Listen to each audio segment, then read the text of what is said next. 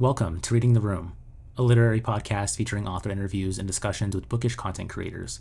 I am your host, Jalen, also known as The Bar and the Bookcase on YouTube. Today I am joined by Khashayar Khabushani, author of I Will Greet the Sun Again, available now from Hogarth Books. Kash's novel is so brilliant on so many levels, and I had such a blast talking to him and learning more about his process and creating his debut novel. He is one of the sweetest people I've ever met in my life, and I absolutely love this conversation, and it's one that I hold really close to my heart, and I hope you all enjoy it as well. In this novel, we follow Kay. Kay just wants to be an American boy, shooting hoops with his two older brothers and riding his Huffy with his buddies around the San Fernando Valley. But Kay knows that there's something different about himself, a longing that draws him closer to his best friend while making him feel increasingly alienated from everyone around him. At home, Kay must navigate another confusing identity, that of the faithful son of Iranian immigrants struggling to survive in the United States. To make his mother proud, he tries to do well in school and help around the apartment, uncertain of whether he can live up to her ideal of a son. On Friday nights, Kay attends prayers at the local mosque with his unknowable father, whose affection and violence distort Kay's understanding of what it means to be a man and how to love. A stunning, tender novel about being lost in one's family, one's country, and one's skin, I Will Greet the Sun Again stares down the brutality of being a queer kid in America, in an immigrant in an unwelcoming land.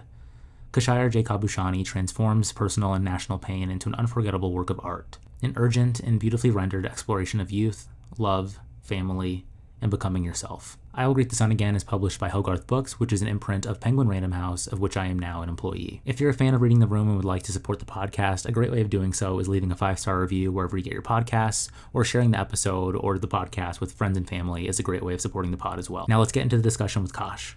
Kosh, thank you so much for joining me today. It is great to be here, Jalen. I've been so excited about this episode. I've been so excited to meet you. This novel, I Will Greet the Sun Again, is so fantastic. And I've thanked you many times before we started recording, but just thank you so much for being a part of this.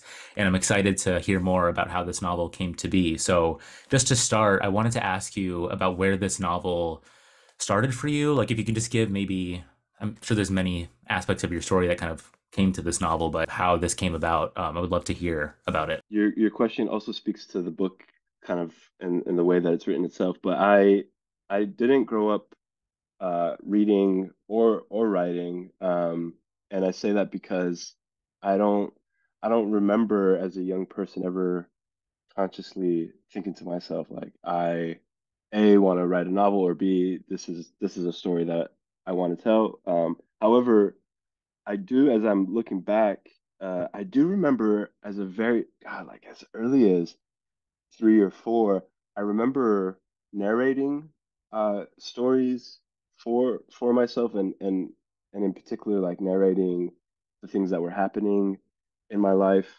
whether it was when my brothers and I were taken to Iran or even just growing up in the part of the valley where we lived, being closeted queer, but also like having lots of kind of passions and ambitions to, I don't know, like fall in love, have a meaningful life. And I'm not sure where those passions came from, but um, because there wasn't really an outlet for them, that's why I say like I would narrate stories to myself. And I guess later on in my life in adulthood, I was like, I want to return back to that voice because it felt very meaningful for me.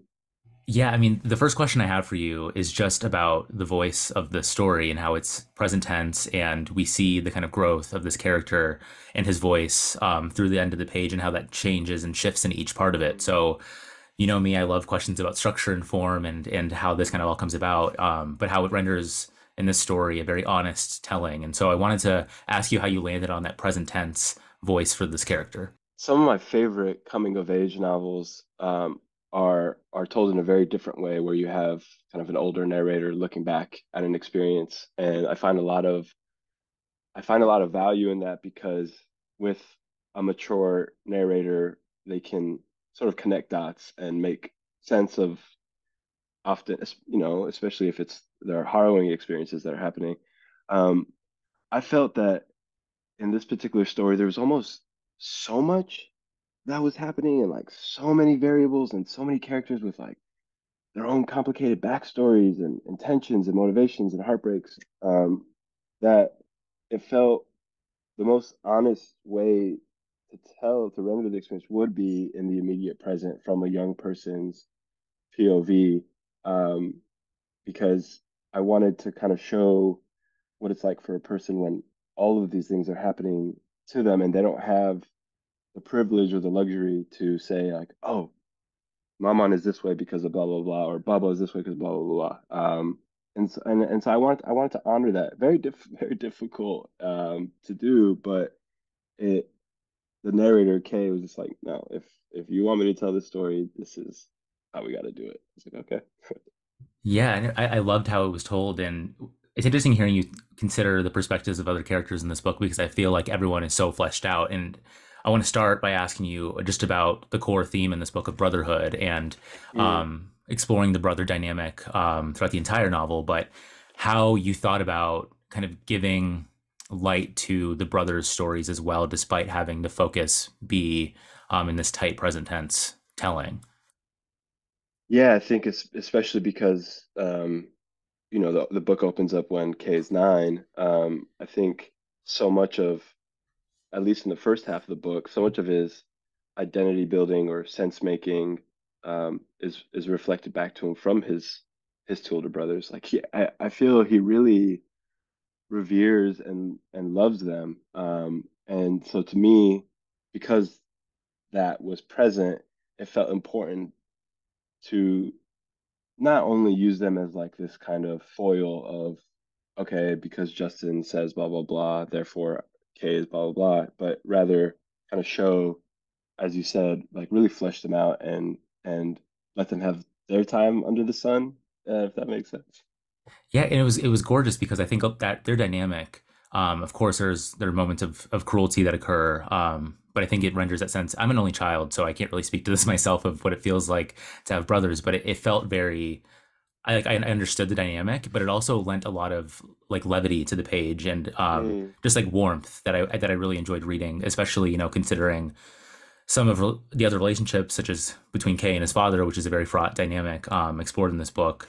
And so I wanted to, ask you about writing about his parents and just what that experience kind of felt like writing about them, how you kind of navigated the more fraught aspects of those relationships in light of the brotherhood dynamic. and I don't know if this is a fault or a flaw or kind of a blind spot for me as a writer, but with these characters, like particularly with the father and mother, I just felt so much love for them. And to your point, even if they're making really harmful choices um, or they're unavailable in the way that one would hope from a mother or father, um, it always returned to this this love, and so I think that's the place in which I wrote from, um, and and I hope that comes through, like this longing that Kay has to really get to know them, which he can't fully, and yet we see him like continuously insisting, asking questions, or especially when the boys are in Iran, learning certain things about his father, um, and then when they come back, same thing with Mama, with the mother. Kay is so inquisitive and I felt a lot of it's a really it's an emotional read and thinking about it I'm getting emotional just because of being placed so directly in his young mind.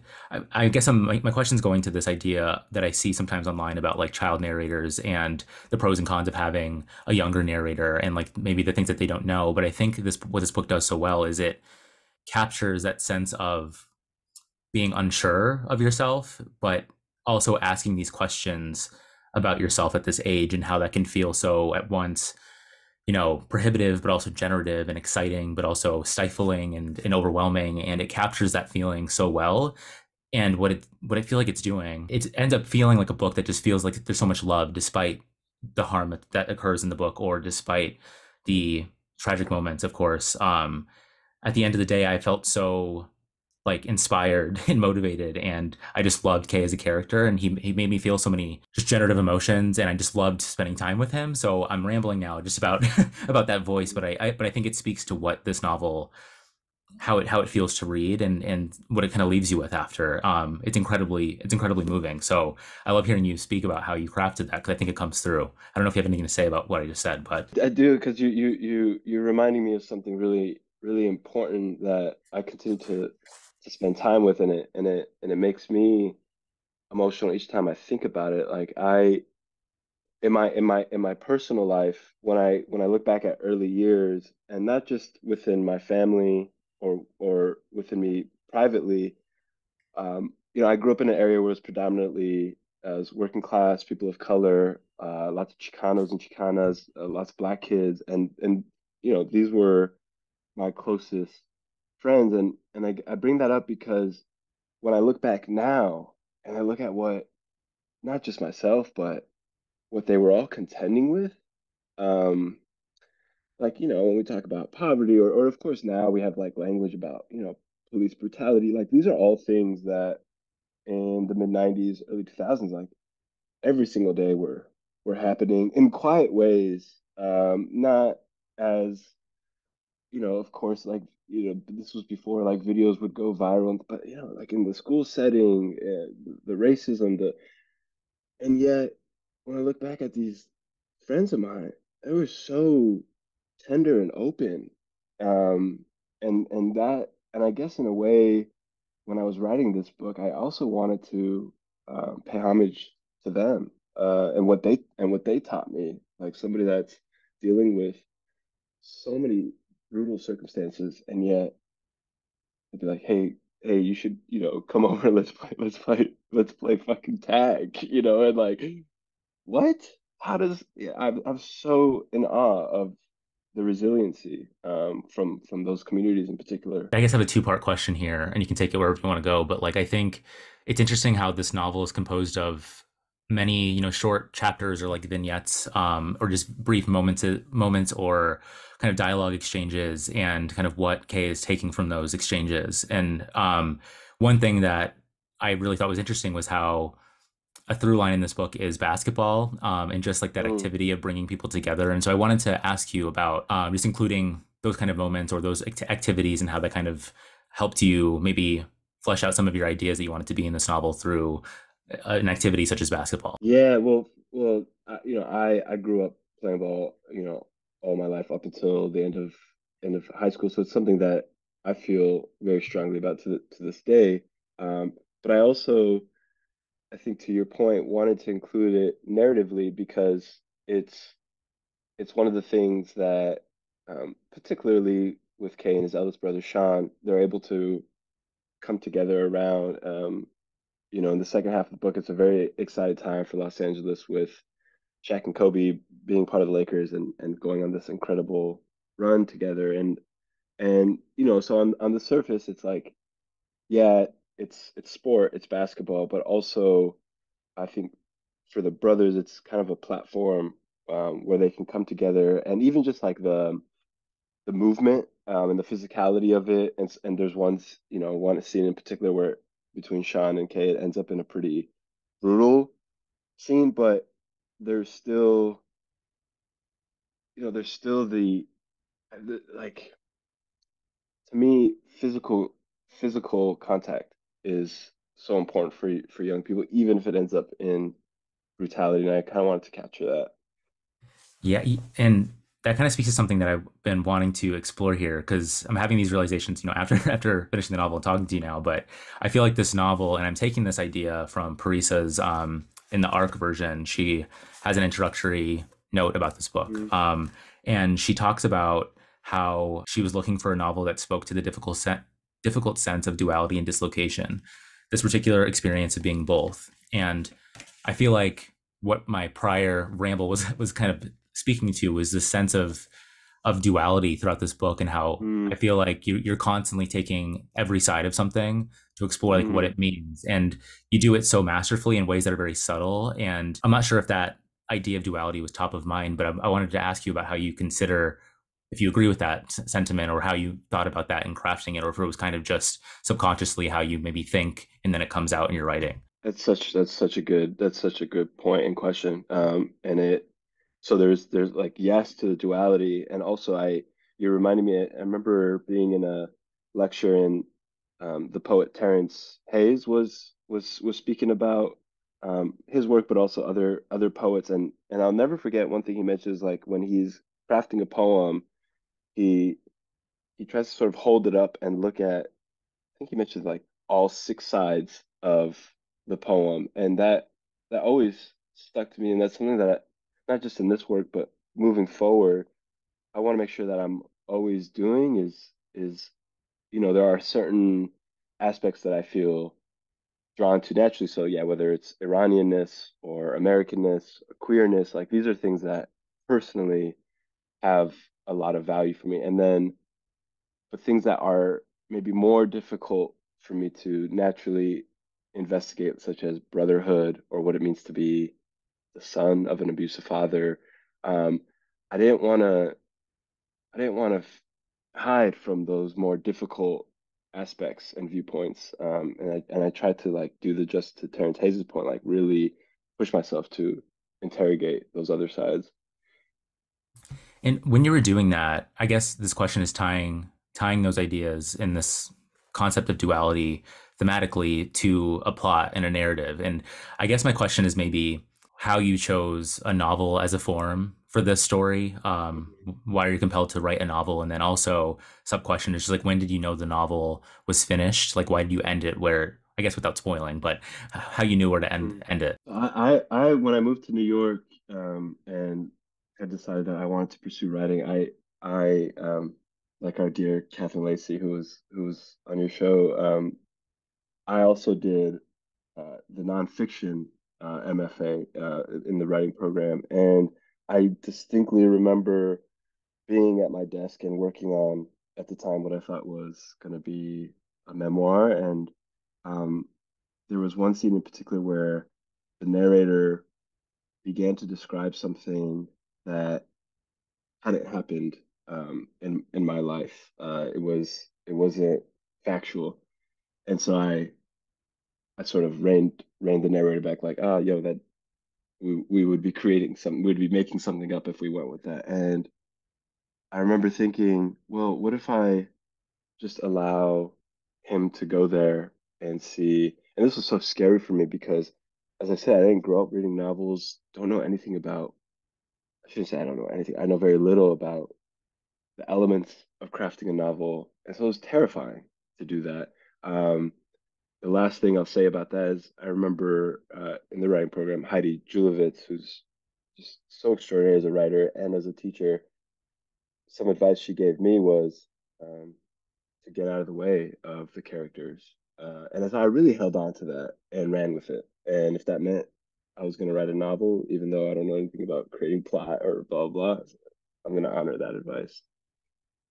And that's what I think is so beautiful, I guess, about the novel as a form. And I think why I'm so drawn to making a podcast about, novels as a focus is just how capacious they are as a form and just the possibilities are so endless. So it's interesting to hear you talk about that, especially in light of my conversation with Catherine Lacey, because I'll just start this by saying I feel like this has become like a Catherine Lacey like fan podcast. Like I talk about She her like in deserves it. every, yeah, she's incredible. Yeah, like her coming on like blew my mind, and she was so nice, and talked about this book there too as well, and Heidi's as well, which I think is coming out soon or it just In a came out. week. Yeah, Yeah, in yeah, a yeah, week. yeah. I'm Yeah, so excited about it. I'm stoked too. Yeah, it's gonna be. I'm so excited to read it. But one thing that she talks about in that interview that has stayed with me, and I just wanted to ask maybe your thoughts about this, is like when I asked her about the character of X in her latest novel biography of X, she talked about how she often doesn't know like why the character of X said certain things or the way that Mm, X thinks about the world. And that really broke my brain in the sense because I'm like, well, if a writer is putting something to page and they are creating this character, like shouldn't they know everything that's being put down? But sometimes I think with the novel as a form and just creating character, a character is not necessarily something that is can be completely knowable, just like a person is hard to pin down in a written form. And I don't know what my direct question is for you, but I wanted to know if that resonates with you, maybe in terms of how you think about character. yeah, yeah, absolutely. And I'm sort of I'm sort of jealous to hear that anecdote because I think it's to me, that's like really exciting. If I'm putting myself in Catherine's shoes and composing this character, and things are coming out that I have no idea why or from where they stem, it's kind of feels intoxicating to me.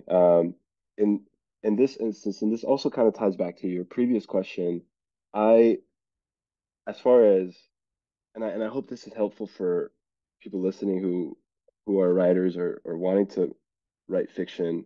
One thing that was like really important is because the novel is so autobiographical, I sort of I did kind of consciously understand why Kay would say or do certain things. However, what was so powerful about this experience is rather than retelling the past, I got to remake it. And in a kind of concrete example is like in my own life, when my brothers and I came back from Iran, my father was still in my life in Los Angeles. Um, and it was so moving and gratifying to get to imagine a world where he wouldn't have come back with us and what that would have meant for Kay. And so even though he's closeted or quiet about his queerness, like he gets to pop off with Johnny, which is like not a luxury or privilege that I had in my young life. And getting to explore that, oh my God, like oh, so enjoyable. I never like to ask is like the standard, I guess, like author interview question of like how much of the story is autobiographical. I try to respect that this is a novel and talk about the story as it's being told, but it's really interesting to hear about that difference for you and how you were able to maybe shift things as in the novel as a form. Because I wanted to ask you about the second section of this book because I feel like it's so pivotal for just the narrative structure and how the plot is Mm. how it unfolds and how you went about thinking about including that as like maybe it's suspenseful because you don't know like what's going to happen Mm. after and it's surprising where the story goes from there. Can you speak about that second part and how you feel about it now? Yeah. In that second half, there are so many, again, because Bubba stays behind in Iran, um, it opens up space for closeness, between the brothers with Mama and with Johnny. And to answer your question about how I feel about it now, I wish I could linger in each of those spaces and kind of like write 40 pages about each encounter, whether there's like a New Year's party that happens where Kay and Johnny are sitting on the staircase, or when Kay and Maman are having a conversation, or when he and his brother Justin, when Justin's describing for him what it's like to fall in love. These are all just moments that I really wish I could have inhabited much longer. And so I'm trying to sort of give myself some show myself some grace and remind myself that I tried my best to honor the form that the novel wanted to be in. But I know it's jumping ahead in time or having brief chapters. Like I know it could be for some you know kind of unsatisfying. So I have a lot of feelings about it. One thing that I've been thinking about in terms of another writer that I love, Annie Ernaux, just how Mm. she captures. I think she's. I mean, she doesn't need me to say this. She she won the Nobel, but like, I think she is so good at like Words writing out that through. Jalen Lopez conforms to any or no.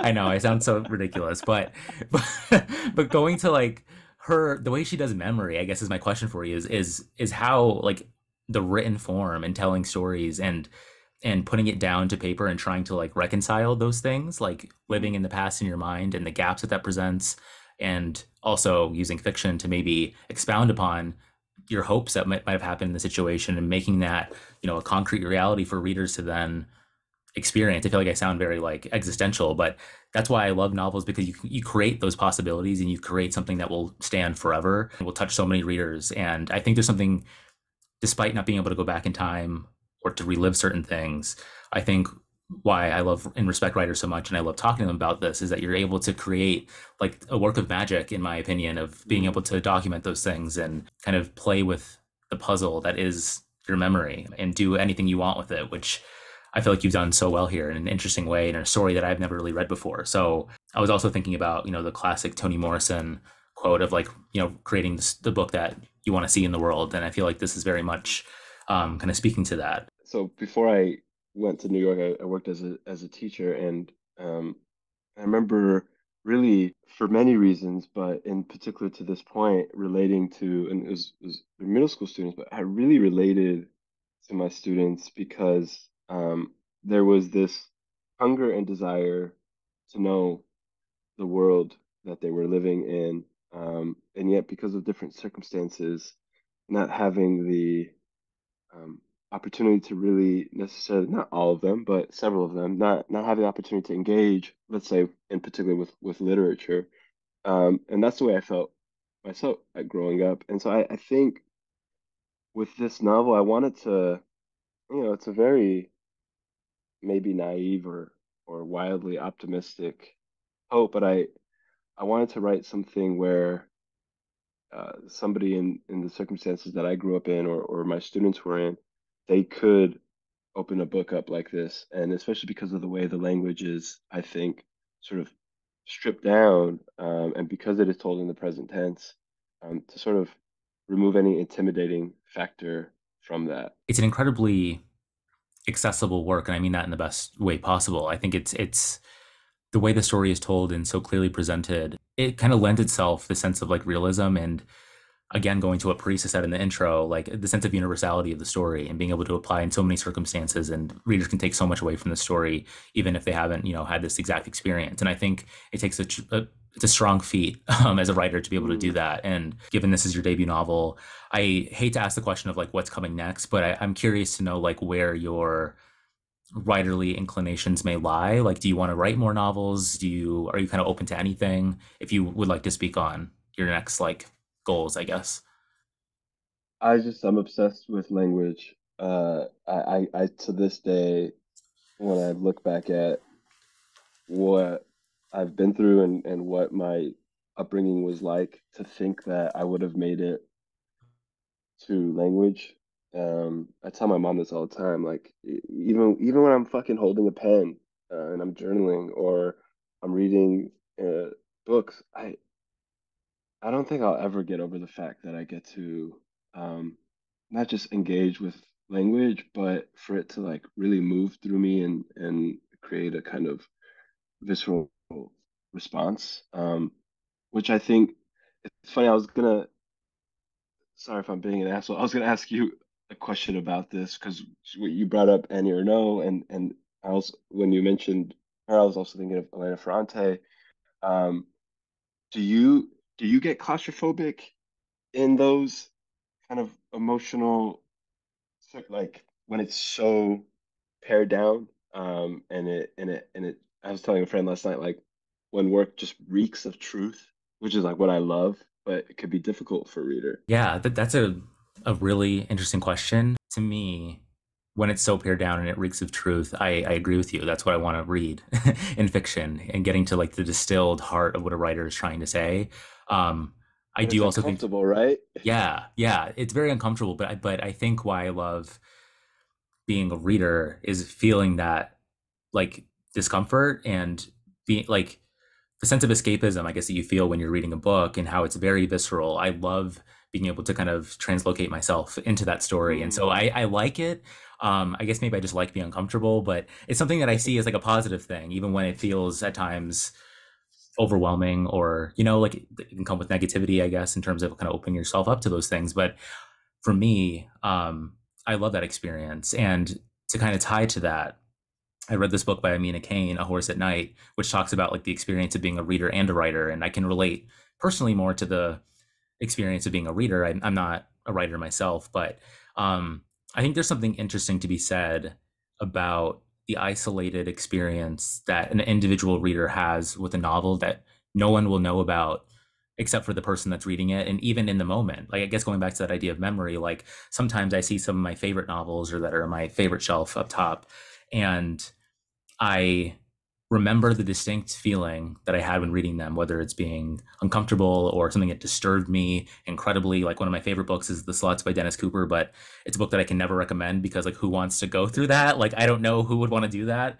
but I like loved the experience. I didn't like enjoy it, but I enjoyed it as a reader. So I don't know if that answers your question, Yeah, but I'm sure like you have yeah. felt like, especially in that in the Cooper book, like when you're carrying around, you almost feel like you're doing something wrong, right? You're just like Yeah. you're getting away with something. You're like, oh, I'm gonna return back to this book as soon as I get home, and it's such a great feeling.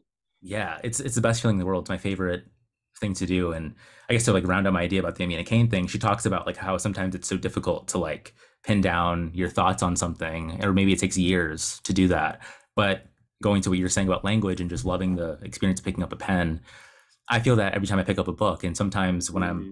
when I started like reviewing books on YouTube or doing a podcast, I will watch them back and I'm like, I wanted to say 50 more things. I had 50 other questions. Like I wish I did that, but it's impossible to like distill everything. But just having the conversation now with you, for example, like that means the world to me. And it doesn't have to end there, you know.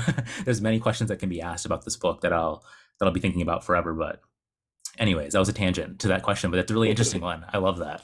I guess I want to ask you about your experience at Columbia and your path to being now a published writer, if you want to speak about that. Just how, your love of language is maybe informed by education. That's something that I'm really Mm. interested in. So if you would like to speak on that. Yeah, it's and there's a lot of kind of back and forth about does one go to the MFA? Does one not do the MFA?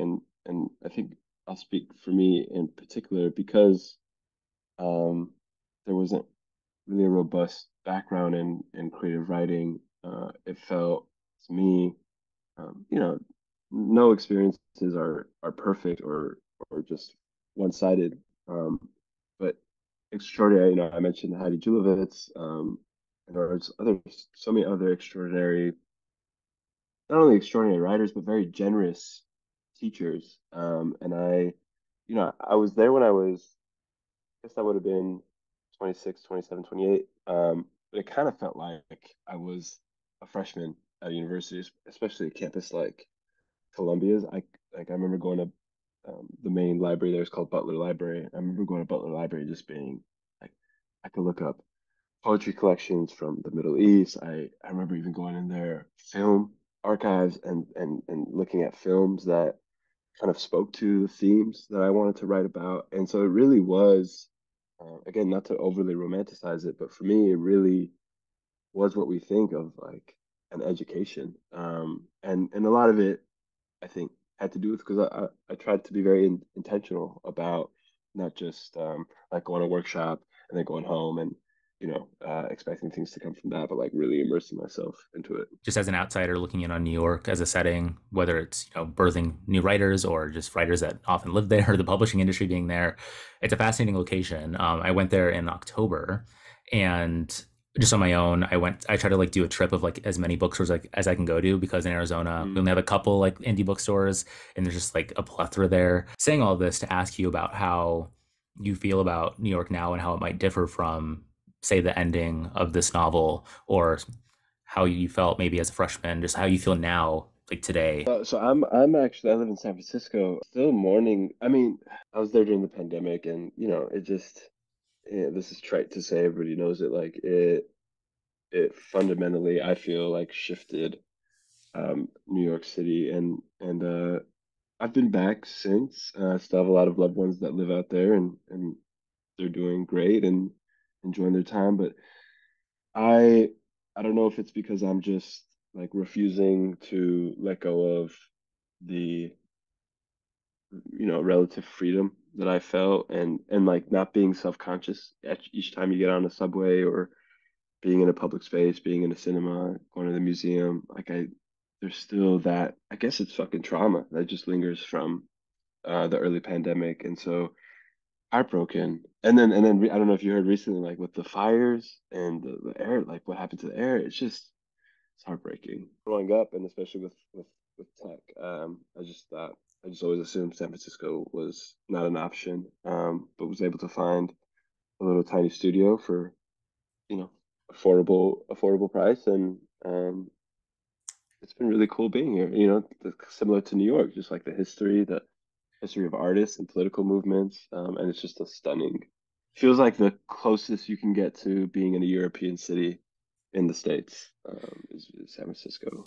Yeah, I haven't been to San Francisco since I was like 19 or 20 or something like that. But I loved it. And I've heard it's changed significantly in the last like 5 years. I don't know if you agree with that. But it's a very queer city, which we love. Yeah, And yeah. yeah, I say all this because I want to visit again. Final question for you, or kind of leading to the final questions. I am incredibly curious about what you've been reading, favorite books, kind of open-ended book recommendation section of the podcast. Just because to start this question, Siddhartha is mentioned in this book many Mm. times, and I haven't read it, but I just wanted to first, I should have started here. I want to ask you about that book and then open it up to any books you might want to recommend on the pod. Oh my God, please, Jalen, read Siddhartha, but also just like go down the Hess kind of train. I mean, it's such an extraordinary. I don't know if you've read other titles by Herman Hesse, but like, yeah, I remember reading Siddhartha for the first time and being like, "What? Like, there's something like this can exist?" And especially because it's like a literary writer kind of writing what I turn to as like a self-help book, essentially. And so that, yeah, there's that, and then I've picked up. I've heard about Doris Lessing's The Golden Notebook, but never had the chance to read it. And right now I'm loving uh The Town of Babylon by Alejandro Varela. And then because of your podcast and this one, I'm having to take it real slow because it's really a difficult read. Claire Dederer's Monsters. I just feel like great reading a book about my fucking father. So for me personally, it's like that's why it's hard to read it. But I'm it's so well written and important. Just to say one more thing about Siddhartha, and I feel like I need to read this as like a sign, I guess, but not sure if you're familiar with Emma Cline, the novelist. Hmm.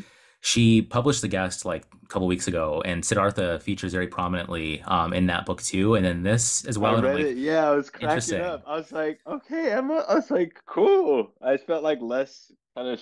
I don't know. Sometimes it could feel a little cringy for me, like including other like not just books, but like albums or film titles. I think it takes a special writer to be able to pull that off, and Emma certainly does. But yeah, it's funny that you mentioned that. I felt really seen when I came across that. Yeah, yeah, it was so interesting. And I was like, why is this coming up like 2 weeks back to back? Like it's so interesting. So I definitely will pick that up. Absolutely. Um, well, thank you so much, Kosh, for coming on. I said this already, but I've been so stoked to meet you, and I can't wait for this book to be in more readers' hands. I feel very fortunate to have had an early chance to talk to you. Thank you so much. And just thank you for being such an advocate for this podcast. It's blown my mind in many ways. I just never thought that I would have or establish these connections. And I'm so excited to follow you as a writer. And I would love to have you on anytime you want to come on again in the future. And I look forward to just staying connected and talking to you more about books and fiction. I think you're fascinating and so nice. So, anyways, enough of Mm. my ramble, but just thank you so much for coming on. It's a pleasure, Jalen. Thank you for having me.